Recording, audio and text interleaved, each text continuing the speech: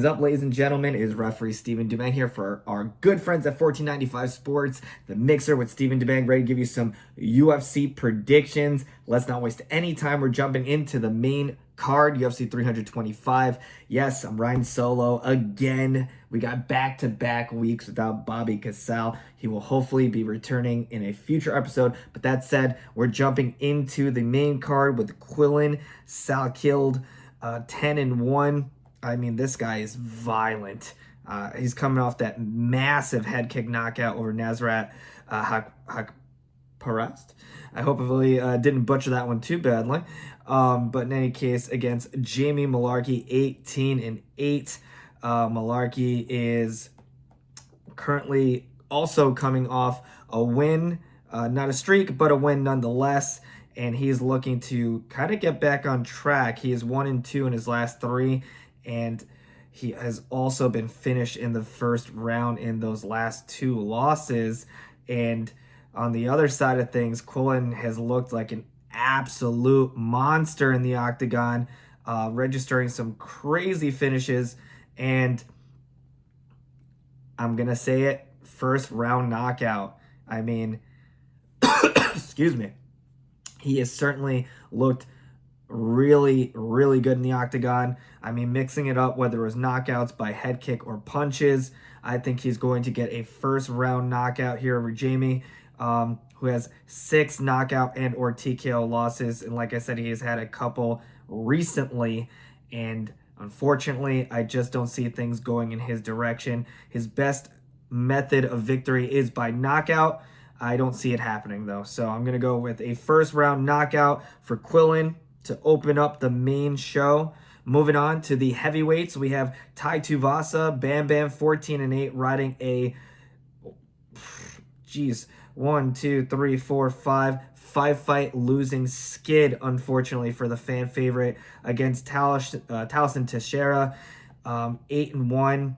Looking to get back on track after a devastating 35 second to be precise, TKO loss to Diego Lopes. Prior to that, he was on his own undefeated streak, including 1-0 in the UFC, and he is going to make it, well, 2-1 in the UFC, as I feel he's going to also score a first round. I'm going to go with the first round TKO. I think Ty's going to come out aggressive. We all know what Ty's game plan is. He's always looking to knock people's heads off.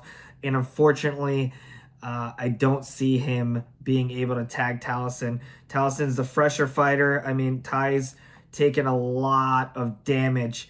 I mean, numerous finishes recently. And he's been getting battered. And very fun fighter. I will, never take that away from him. Very talented knockout artist.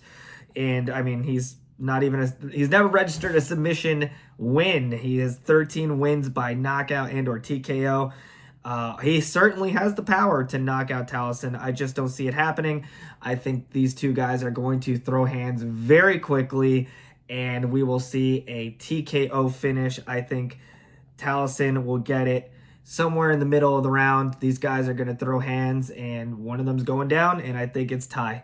So that will be hopefully back-to-back finishes on the main show. Moving on, and speaking of finishes, we're going to go to finishes. I think we're going to go to our first decision. Spoiler alert. We have Rafael Fiziev, 13-4 against Mauricio Ruffi, another violent fighter that we'll be seeing in action. 12-2 for Mauricio, has 11 wins by knockout or TKO, and he is coming off an unfortunate submission loss to Benoit Saint Denis, who's also competing in action later that night.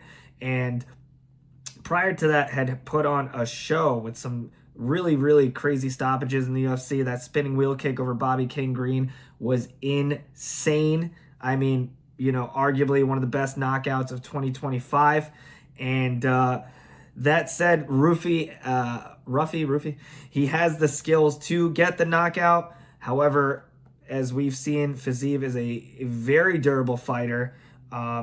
He has only been stopped twice, and, one of them was a knee injury, no less. So, yeah, we really haven't seen him truly stopped outside of a 2019 loss back then in the UFC.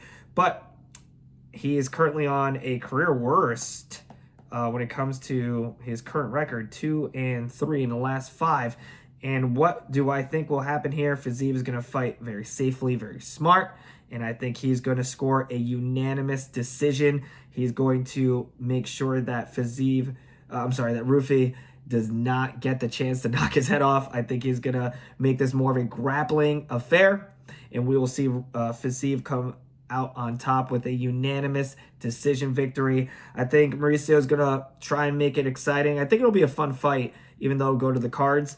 But I think Fiziev is going to control him, and we'll see him take all 3 rounds for a unanimous decision win. Moving on to the co-main event of the evening, we have the Hangman, Dan Hooker, 24-13, another violent, very exciting fighter. I mean, this card is loaded with fighters that always bring the excitement against another guy who is absolutely violent, Benoit Saint Denis, win or lose. I mean, this guy is always on the receiving end or delivering some devastating finishes. 16-3, has never won a fight by decision, and I don't see this one going to a decision at all. He is currently on a 3-fight win streak, a 16-second knockout over Beneil Dariush in his most recent fight. As always, looking at my SureDog.com, always what I refer to with my fights and my resume, their resumes, and me, and how I can't speak, ladies and gentlemen. Probably should have a glass of water. But what I'm trying to say is I look at SureDog for all my stats. That's it. But anyways, Saint Denis, God of War, 16-3. Dan Hooker, 24-13. What will happen? I'm going with Saint Denis by TKO in the second round. I expect a ridiculous fireworks. I mean, hands being thrown recklessly in the very first round.